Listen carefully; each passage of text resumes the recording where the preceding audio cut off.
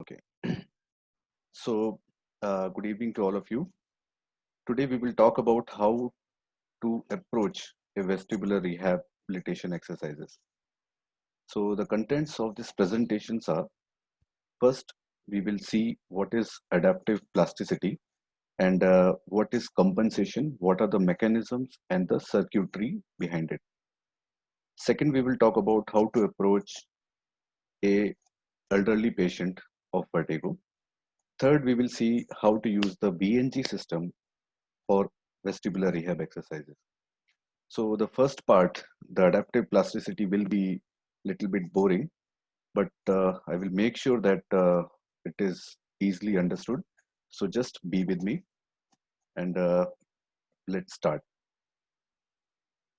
So the first question which comes to our mind is why the name is vestibular rehabilitation? Why not body rehabilitation or trunk rehabilitation? So as we know that our balance is mainly governed by three things. First one is the inner ear, that is the vestibular system. Second is our eyes or the vision. And third is the proprioception. So out of all these three, the most important is the vestibular system. And we will see how the vestibular system helps us to maintain the balance. So the first thing which comes to my mind is vestibulo-ocular reflex. So I will not go into detail of vestibulo-ocular reflex, but we will see what is exactly the vestibulo-ocular reflex. So whenever you are fixating on a target and you are moving your head to the right side, the eyes should move to the left side with equal and opposite velocity to maintain the gaze. It is very essential to stabilize the vision. So VOR main function is to stabilize the vision and to prevent retinal slip. To prevent the retinal slip, eyes have to move in the exact opposite direction with the exact velocity as of the head velocity. And VOR can work up to 360 degrees per second. That is very huge. And the frequency is also very high and it reaches up to 25 hertz. So the VOR performance is mainly judged by the gain in the reflex and its phase. The phase is between the eye and the head velocity. So what are the requirements for a proper VOR? The first requirement is intact vestibular system. The second is visual feedback because we are asking the patient to fixate on a particular target. Third and most important is intact flocculus and paraflocculus. Fourth one is the central connections between brainstem, cerebellum, inner ear. So for different pathologicals and other physiological changes, the VOR has to be modified. And how it is modified, we will see in the next slides. So let us assume that a patient is having a vestibular insult. What will happen? The VOR will be defective on that particular side. So the brain actually monitors the error like retinal slip, and it also changes the neuronal circuitry. And this is done in real time situation. So this is exactly known as adaptive plasticity of the vestibular system. So it has two parts. The first one is the motor learning, which is the basis of vestibular rehab training also. It starts within hours and can take days. Second one is the compensation for imbalance. It starts within hour. So what we can derive from this slide is we have to start the vestibular rehab exercises as soon as possible. So coming to signal flow, that how VOR is modified. So we know that there are high head velocity, eye velocity, and retinal images are required. So head velocity is encoded by the both vestibular nerves.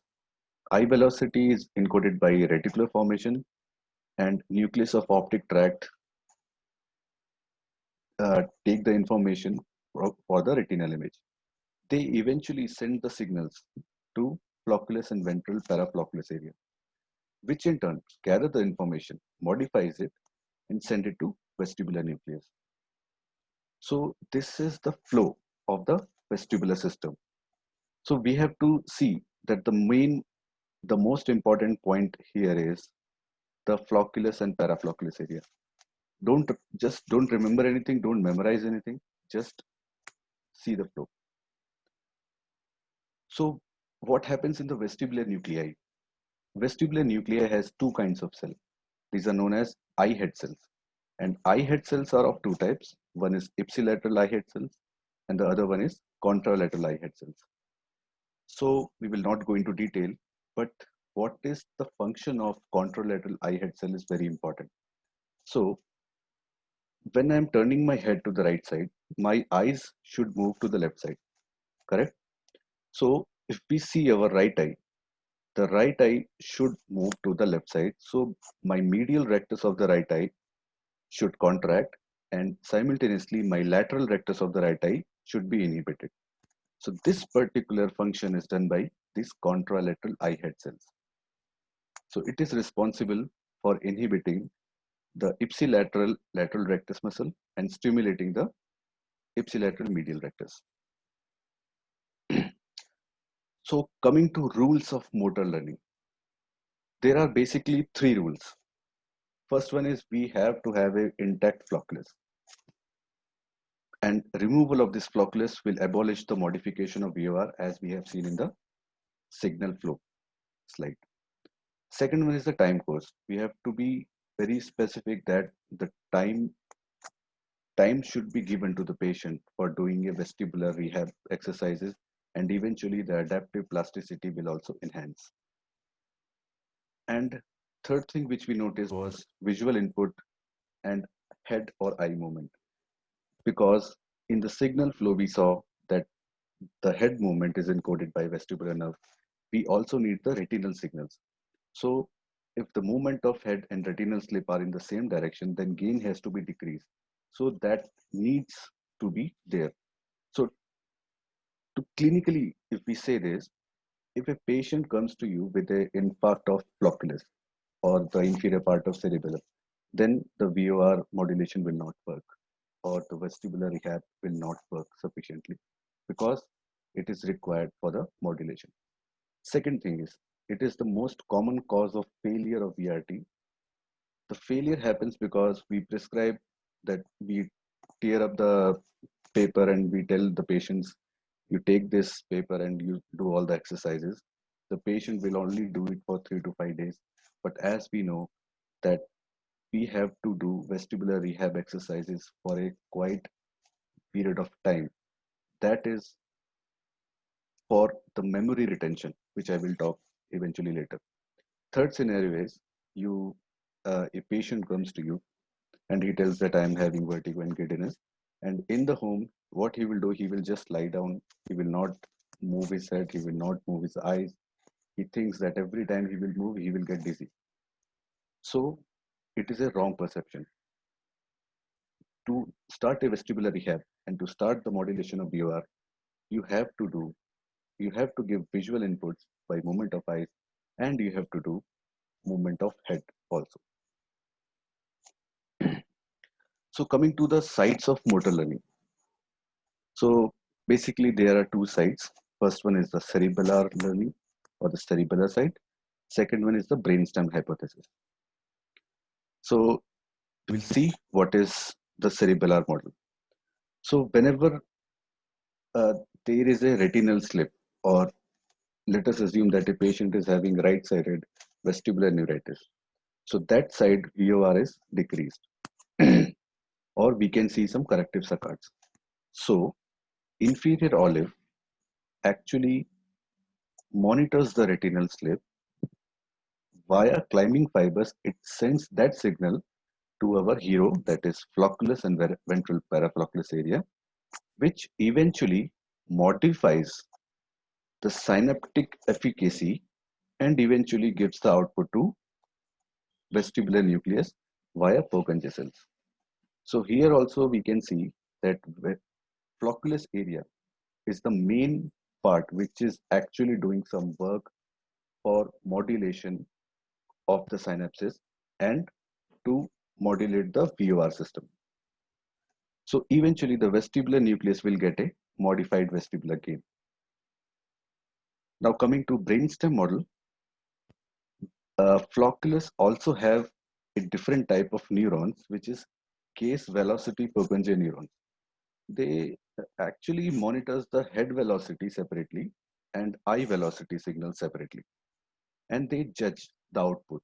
So if the VOR is normal, that means the head velocity and the eye velocity are equal and in opposite direction. So eventually they cancel, and the gaze velocity output is zero. So there is no modulation done by the gaze velocity Purkinje neurons.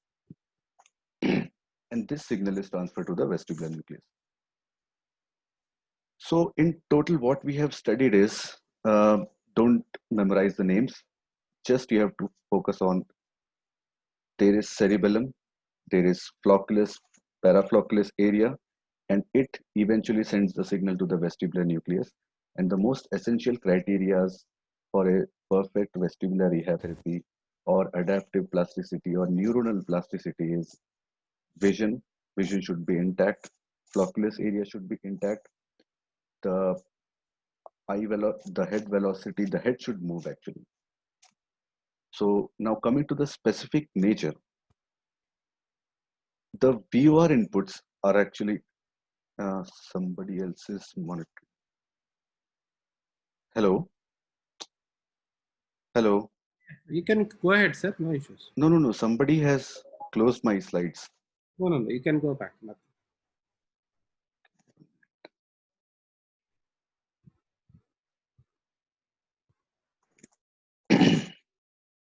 So we were talking about specific nature.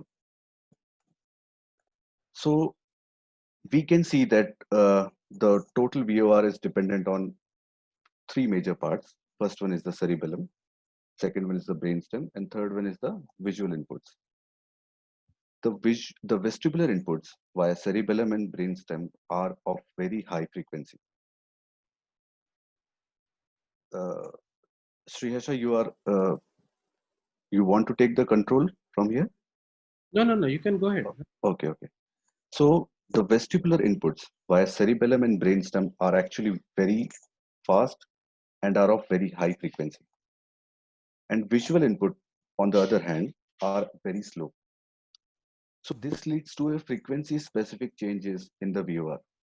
So now we can also understand that if we are only telling the patient to look by their eyes upside and downside and right and left, we are actually doing a therapy for a low frequency. But if the lesion is in the vestibular system, we have to train him for high frequency exercises, and we have to increase the cerebellum and brainstem inputs. So that is a point to be taken here.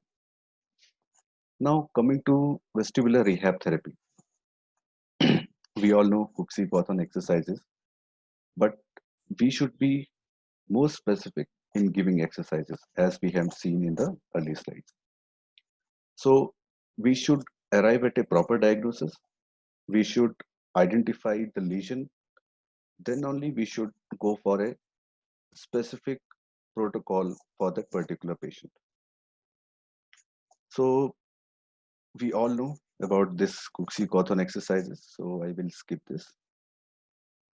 So now we will start the vestibular rehab for specific disorders. So let us take an example of imbalance in elderly.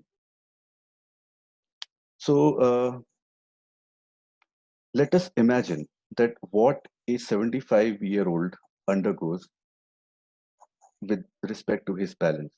Okay, so I will give you a task. You have to just close your eyes and imagine. I will give you four situations and you have to just tell me yes or no, or hard or easy. Okay, so imagine that you are 15-year-old and then you are in four different situations. Just let me know in the chat that is it easy or is it hard. Okay, so first situation is you are standing at a shop buying something. You are 15-year-old and somebody gives a slow push to you. what will happen? So you will move a little bit forward and then you will regain your position. So you will not fall. And second scenario is, imagine that you are actually standing on a motorcycle. So this is a very difficult situation for balance. So what you will do, you will stretch out your arms. You will sometimes you will bend forward and sometimes you will bend backwards. Okay. And third situation is, imagine that you are jumping from the bike, standing bike, you are jumping, and the moment your feet touches the ground, your knees are flexed, and eventually you got up like a spring. So I'm so sorry, somebody is taking over my screen. Okay.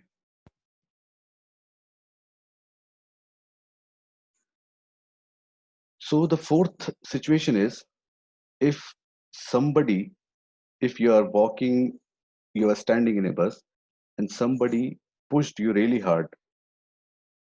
So what will happen is, you will eventually take few steps and then you will look backwards and you will scold that particular man. So these all four situations are actually our automatic inherited system to maintain the balance.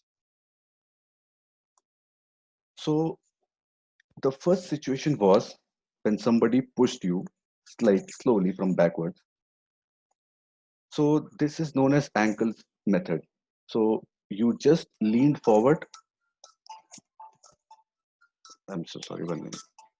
You just leaned forward and you regained your balance.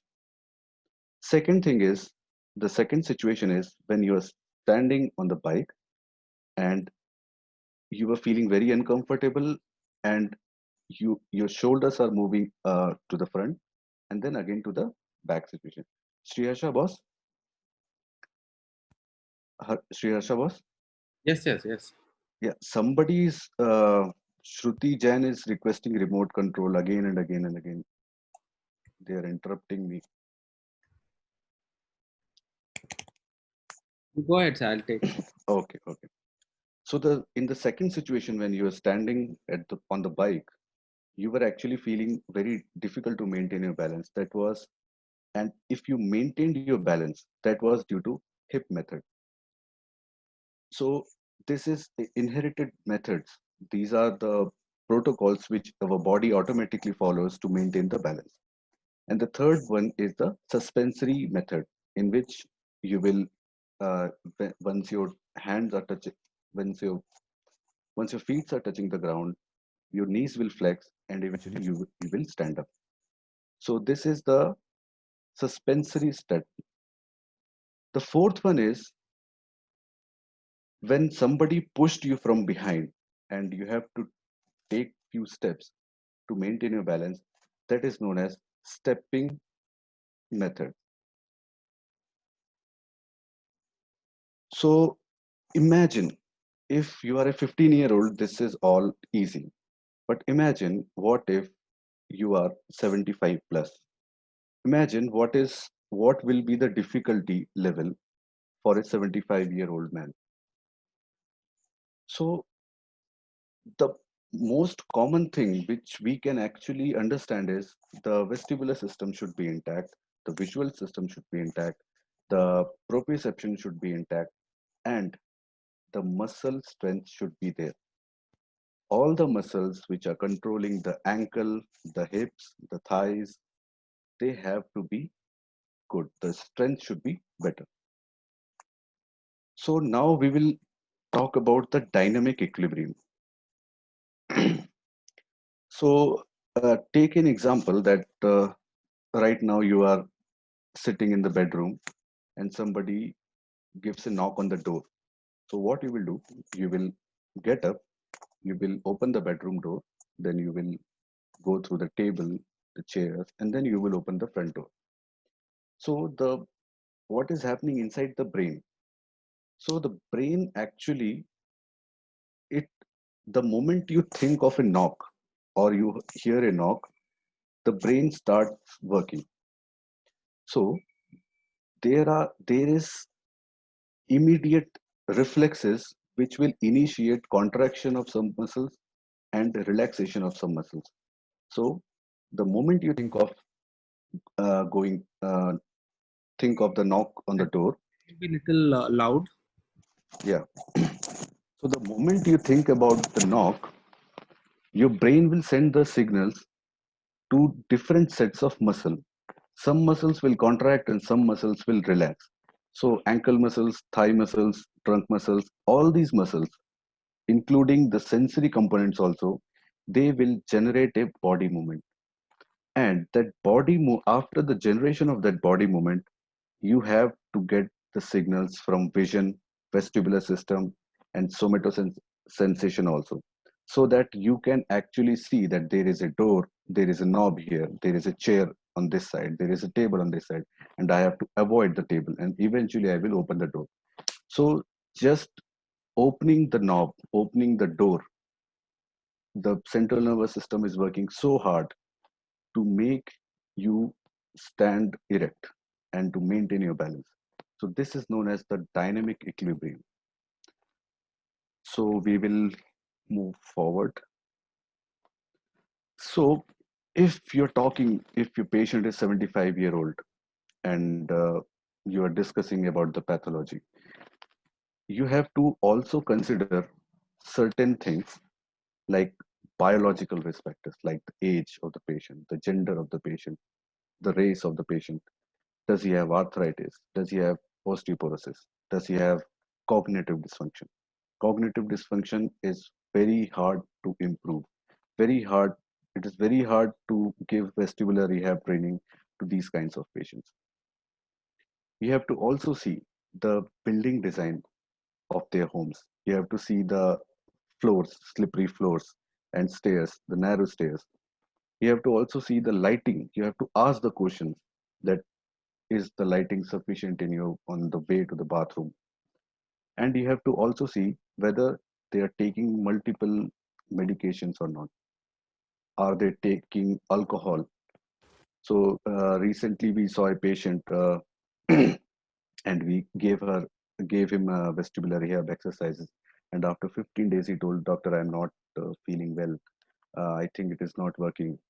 So I just asked him, are you taking alcohol? So he told, uh, 4 shots vodka काम मेरा रोज का. So that kind of attitude we have to prevent. So we have to actually ask the patients each and everything to start the vestibular rehab therapy. So now the patient is sitting in front of you.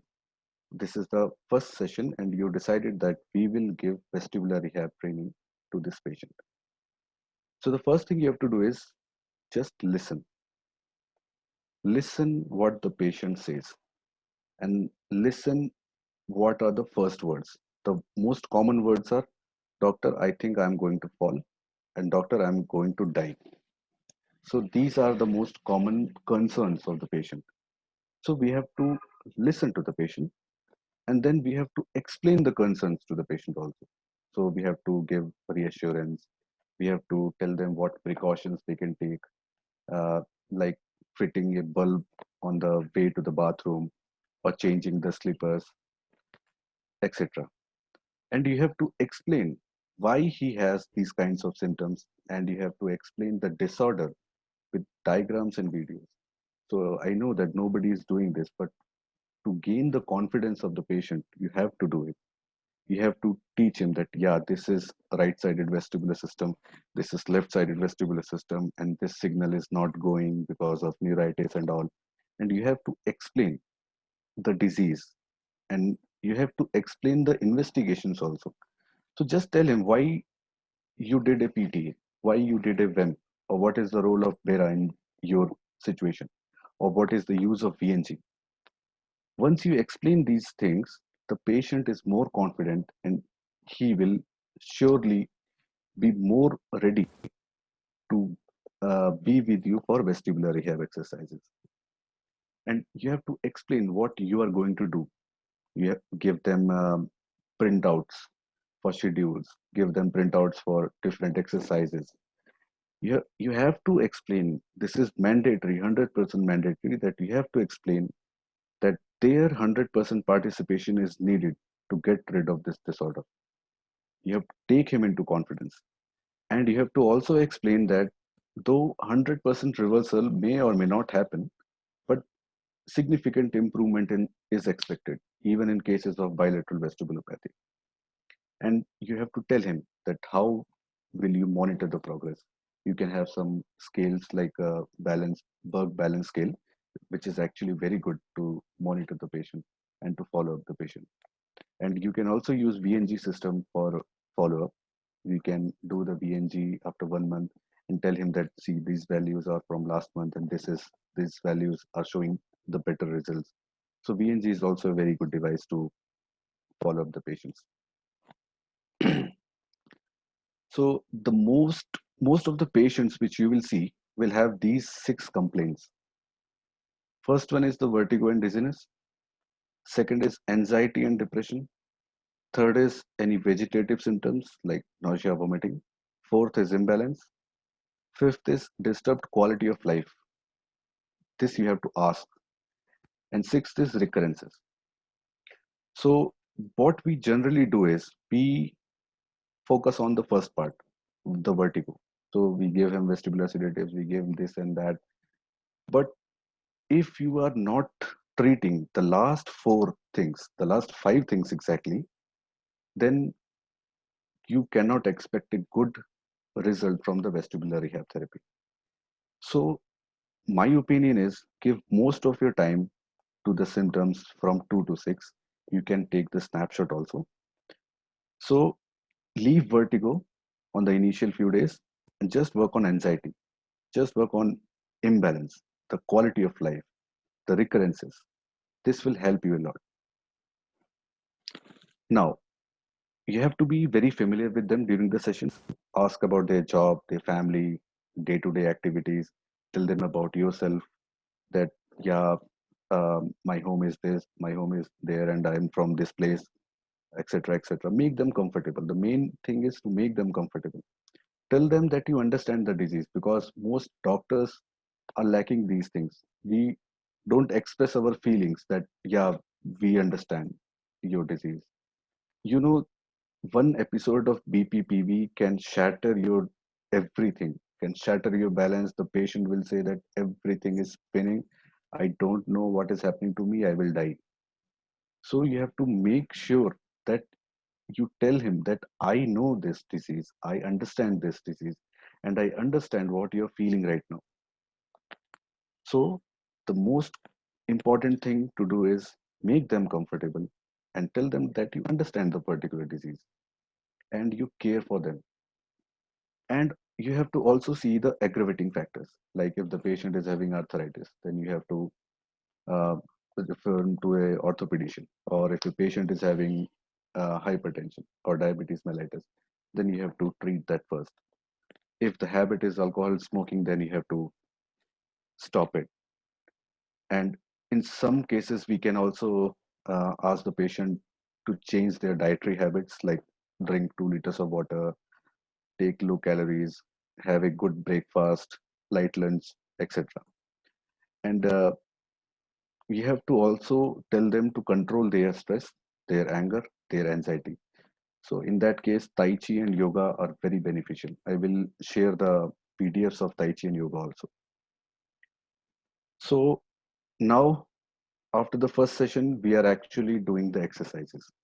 So we have divided the exercises into 3 parts. First one is in the bed, second is on the chair, and third is while standing. So first is hold your right knee against the chest for a few seconds and then extend your right leg and then repeat the same process by the left leg.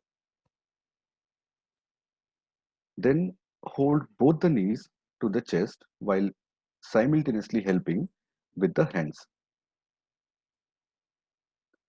With the legs flexed and feet on the bed, rotate your hip rightwards and leftwards. You can see the images also.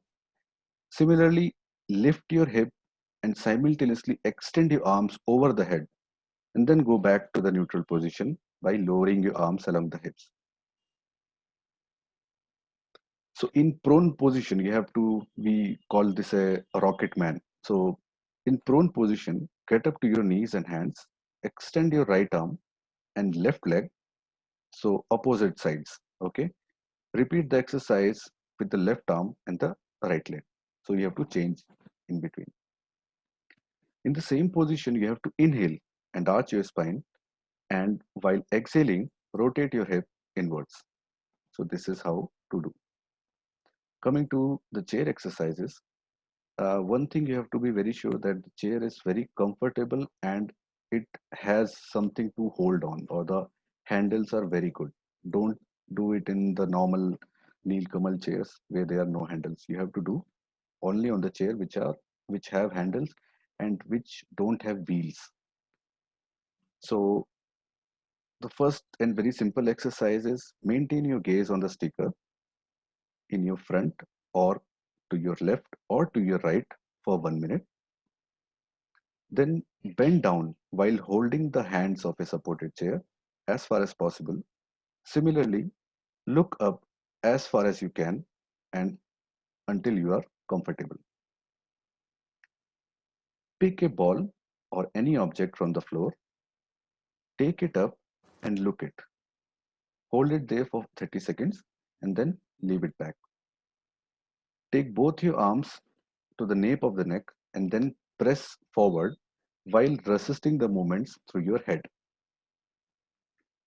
The third set of exercise are standing on a smooth surface. So the first one is they have to stand erect. The limbs should not be limpy. The hand should be in a proper position. The head should be erect and chin should be up, just like a soldier. Second is while maintaining the gaze, center gaze, or looking at a particular point on the wall, he has to stand on one leg, then the opposite leg. Then the third exercise is take a ball. You have to look at the ball, extend your hand, and then move the ball to your front, and then take the ball from the front to the opposite side. This is the most good exercise or the most funny part of the exercise. You have to ask your patient to do a Elvis Presley like dance. So they have to do it on the right side and again on the left side. So I prefer to tell the patients that you have to do this with your grandkids. So everybody in the room will be dancing. There should be music so that we can make this more fun, more engaging, so that the patient does not feel that, oh, this is kind of awkward. Or so that's why we have to include the family members also. And if there are children, then everyone will laugh and everyone will enjoy the rehab therapy also. So this line is by Dr. Srinivas Dorasala, my mentor and my hero. So he says that you have to think big and act big. Why? Because most of the patient you see of 75 or 80 years, they will restrict their gait. So they will take short steps. The swing is not enough. They will restrict their hand movements, and eventually they are always trying to hold on to something. So ask them to see a video of a soldier or the marching of army and start doing that. So they have to take big steps. The swing should be more, and they have to look forward and they have to practice it. So the moment you show them this particular thing, this exercise, you can see the difference. What that they are actually happy and there is a smile on their face that yeah, I am able to do it, because everyone is very uh, they're afraid of moving fast, but once you show them that they can do, then everything is very fine. So now coming to why our vestibular rehab therapy fails. Why it fails? The most common reason is the patients are not doing it correctly, or the patients are not doing it frequently, or the patients have done it for 3 days, 5 days, and then left, or the patients are having some comorbidity, or the patient is of stroke. So we have covered those things earlier. So as you can remember that there has to be a process for converting the short-term memory to a long-term memory, and that process is revision. So for our exams, what we do is we revise a lot so that all the information goes to the from short-term memory, it goes to the long-term memory. So similar thing is happening here also. So here the memory is motor learning memory, and it is mainly influenced by the power of adaptive plasticity and the cognition of the patient and the time duration for which the exercise was done. So you have to be very sure that the patient is doing exercises thrice daily, like 3 times in a day, 15 minutes in the morning, 15 minutes in the evening, and 15 minutes in the night. And you have to call them frequently. Sir, how are you doing? Are you feeling fine? Are you feeling giddy? So that way they are actually motivated and they will do, and eventually your vestibular rehab therapy is successful. Now, coming to the third part, how to do vestibular rehab therapy using balance IVNG device. So we uh, we have started this rehab therapy using balance eye device. So this is mainly helpful for patients who are of subjective chronic subjective dizziness, or visual vertigo, or like cervicogenic vertigo. Not exactly cervicogenic vertigo, but the proprioception mechanism is impaired in some cases. So for that patients, and for vestibular migraine patients also. So what we ask the patient to look at a dot on the screen, and the dot will move to the left, and then it will cross the midline and go to the opposite side. So initially we do it for 30 seconds, and then we can increase the time duration to 60 seconds or more. We can also do saccades for only right side of the hemifield or the left side. So we have to do it for 60 seconds. This is mainly beneficial for patients of Parkinson's, or hemiplegia, or unilateral diseases. So in that case, if we do this exercise, this will actually habituate, and the adaptation is very good, and the eye and head coordination is very good, which is required for the modification of BOR. Similarly, we can do the smooth pursuit for 60 seconds, and head tracking test, which is very similar to smooth pursuit, but in this, the patient has to move his head up and down also. Similarly, we have a smooth pursuit neck torsion test, which is very beneficial for the so-called cervicogenic vertigo causes. Then we can also ask the patient to look at the screen while we are doing optokinetic test. It actually is very essential and very good for the patients who are of like they have phobia when the a large amount of visual information is there. So in cases of visual vertigo, or motorist disorientation syndrome, or a triple PD or multi-department syndrome, in that cases, this is actually very helpful. And we also have this subjective visual vertigo, in which we just ask the patient to look at the screen, and with a remote, they have to make this horizontal line vertical. So the background actually enhances their uh, their disturbances, and they actually shout sometimes that, oh doctor, I'm not feeling well just by looking at this screen, and I hope all you are all right. So we can use this for training, and the results are actually very good. Similarly, we also have a subjective midpoint test, in which we ask the patient to make this vertical line come in between these two blocks. So in this, the main part is the background which is moving. So it actually makes a patient very uneasy if they are having some disturbances with the otolithic and the utricle and sacral system. So my talk is near to end.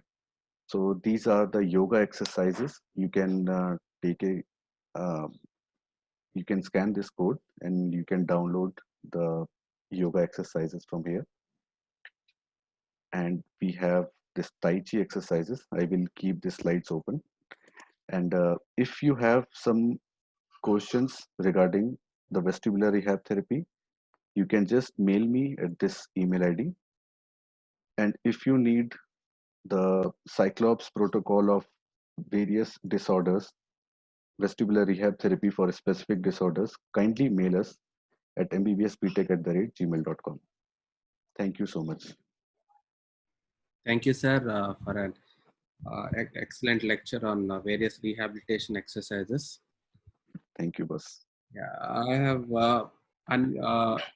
given permission to unmute so that Yes, sir. Yes, sir. Please, please. Sir. interact with you. Yeah, Dr. Preeti, you can go ahead.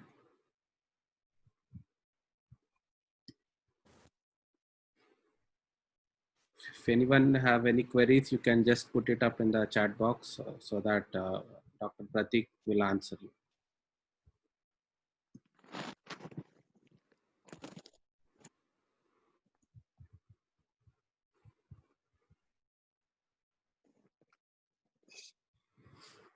So I think there are no questions. No. So can you just let me know that you understood, audience, that you understood what I was trying to say, and little bit about the mechanics of vestibular rehab therapy? Just say yes or no. Dr. Isha Tuli is asking any specific yoga exercises that should not be done. Ma'am, it depends on the condition of the patient and the diagnosis of the patient. If the patient is having a posterior canal BPPV, then you should not do any kind of yoga until the Eplise is done. And actually, I don't know very much about yoga exercises and what are the steps, but we generally recommend that breathing pattern exercise and the Surya Namaskar sometimes to the patient who are actually very fit. In those patients only we advise these exercises like yoga. Is sitting Tai Chi preferable? Ma'am, I think standing Tai Chi is better.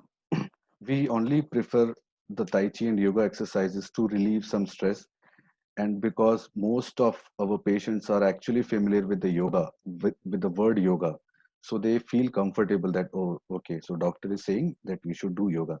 So with few steps of yoga, we actually give them our custom made template of that particular disease, BRT.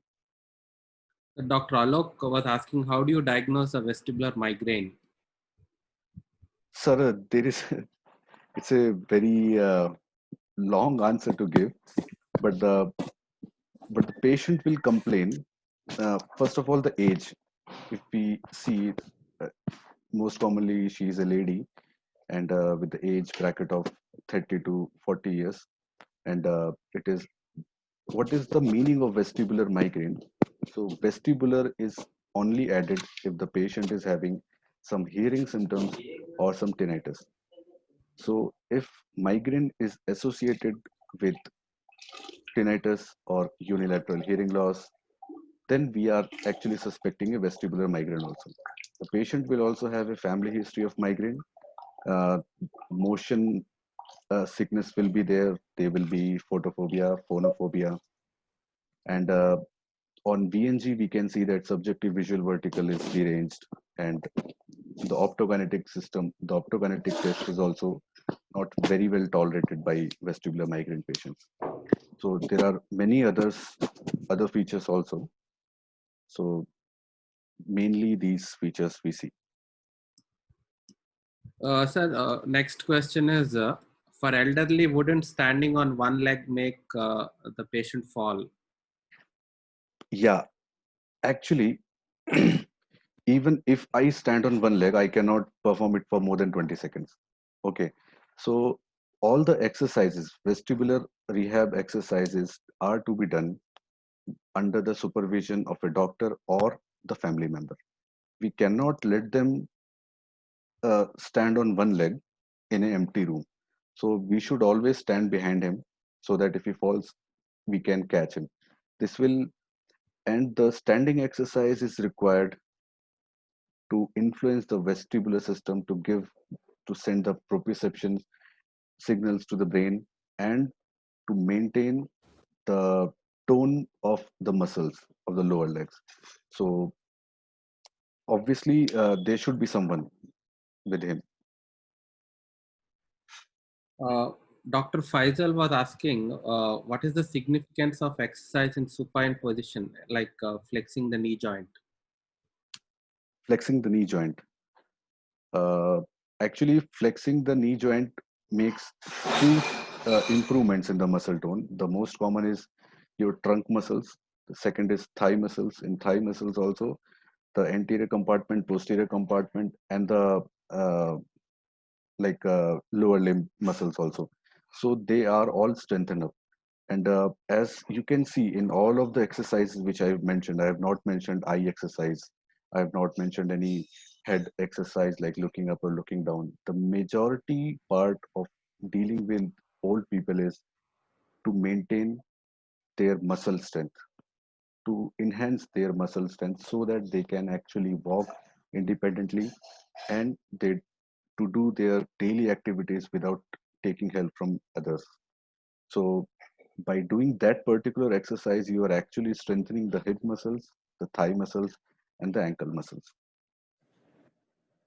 Sir, Dr. Pratik, Dr. Yes, sir. Pratik, Yes, sir. Hi, sir. excellent presentation, super presentation. Okay, I just wanted to okay, and Thank you, sir. the underlying basis from the molecular level onwards to the hands-on work that we need to do, everything is covered. Superb. It was very nice. So, coming to that question on why, when we are all talking about standing balance and walking balance, how exercises in the bed help. One more way in which it helps is increasing the joint range of motion and flexibility, which is very important to build in the elderly, which has to be done slowly though. Yes, sir. Sir, thank you, sir, Srinivas, sir, for congratulating on this. We'll move on to the next question. What Yes, sir. suggest in Maldi department syndrome, and how do you diagnose the side in anterior canal BPPV? First question is how to diagnose Maladie-Bachmann syndrome. It is actually a diagnosis of exclusion. We ask the patient, uh, actually the patient history tells us about the diagnosis. The main points are that he will feel that he's swaying to and fro every time. It is 24/7. It is not going. Sometimes when he's traveling in a bus, then at that particular time he feels that he is okay. There is no swaying. But whenever he is still, then he feels that he is swaying. There may be a positive history of sea travel or a train travel or a long journey to which we can actually correlate. And we have to rule out all the other causes of vertigo and other causes of triple PD also. And the VNG will show nothing and all the examination will be normal. So it is actually a diagnosis of exclusion. So these are the points. And second thing was What do you anterior canal. Yeah. Uh, Actually, why do we need to see the side of anterior canal?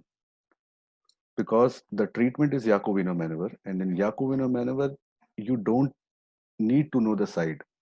If it is right canal also or left canal, the Yakovino will treat the same. Single maneuver for both the sides of anterior canal. So you don't have to worry about the sides. And if you want to see the side, you have to do a Dixall-Pike maneuver, both the sides, and the side with in which there is more torsional component, that side can be labeled as a the side of anterior canal. but there are not many evidence or suggestions regarding that. Are supine position exercises recommended in young patients also, or is it only limited to older patients? Faisal boss, these are actually recommended for everyone. Even I think I should also do these exercises because we are just laying around during this lockdown. Basically, it is very essential for older people.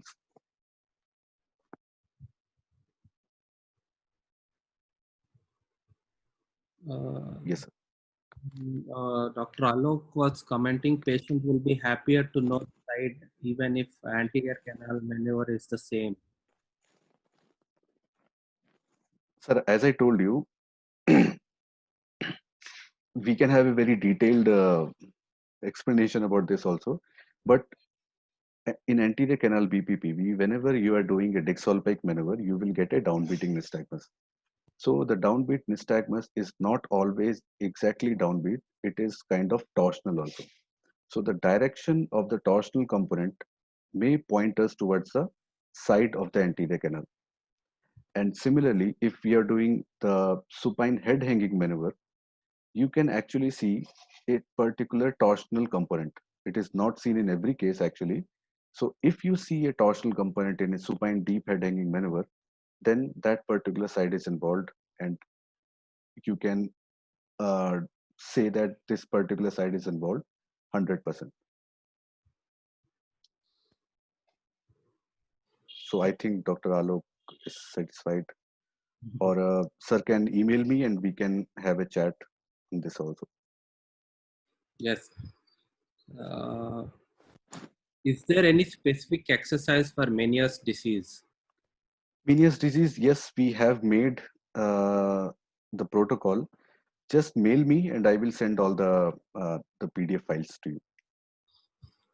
Yes. Yes, sir. Thank you so much. Yes, sir. Yes, sir. I think we have the end of the Q&A session. Yes, sir.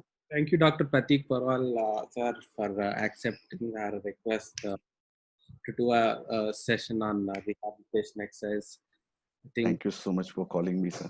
I think presentation, we have a lot of congratulatory messages from that. Thank you, sir. Thank you so much, sir. We'll end the webinar for now. Yes, sir. Thank you to Srinivas, sir, for mentoring me.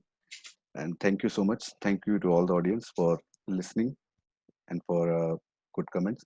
If you have anything, just email me. I will happy to help you. Thank you so much, sir. Thank you, Srihasa boss, Thank you, for sir. helping me. Have Yeah, a session at tomorrow 12:30 p.m. by none other than Dr. Srinivas, sir. It is actually a follow-up of our first session, which was first session. almost 3 weeks back. Please join us at 12:30 p.m. tomorrow afternoon, and have a good night all. Thank you so much.